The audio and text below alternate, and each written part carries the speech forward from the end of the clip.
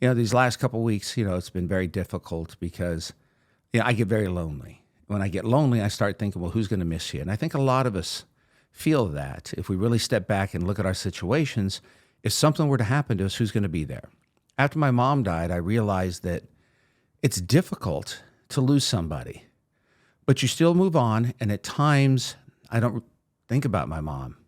And that bothers me. And then I realize when I go, I'm sure people are going to do that. They're going to feel sad. They're going to feel upset. But I also realize it depends on what situational relationship you had with people. If it's people that you always do things for and you take care of them, then you're gone, they'll probably miss that. Now, will they miss the person or can they find somebody to replace you? I have these horrible, horrible nightmares. I wake up crying in the last 3 weeks almost every night, sweating really bad.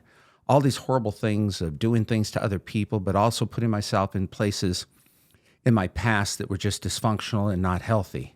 But then when I wake up and I'm done panicking or crying or trying to figure out if it's real or if I fucking died, that's the part sometimes that's scary because when you have dreams, you don't know if you're really in a dream until you wake up.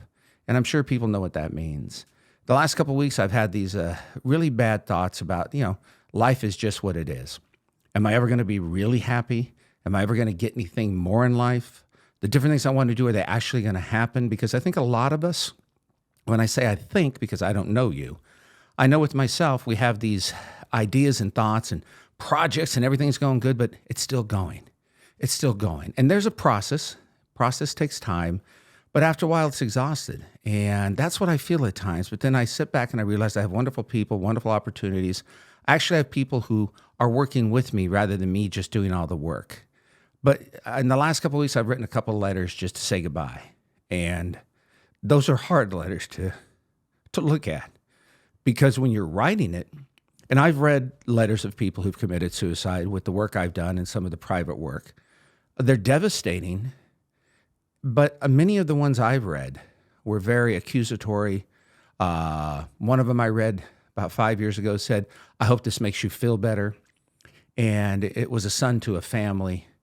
Mine are more like, I wish everybody the best. I wish I could have been better. But then I realized, however I've treated people, that's how I've treated people. If they're still in my life, there's something mutual, and I think people can relate to that. If we don't want someone in our life, we need to get rid of them. We need to get rid of the negative, the toxic, those individuals. Even if it's somebody you love, we can't be responsible. The other day, I sent a text message to someone, and I said, it's very difficult. I'm having a tough time, having a hard time just staying above ground. And this person sent back, oh, everything's fine.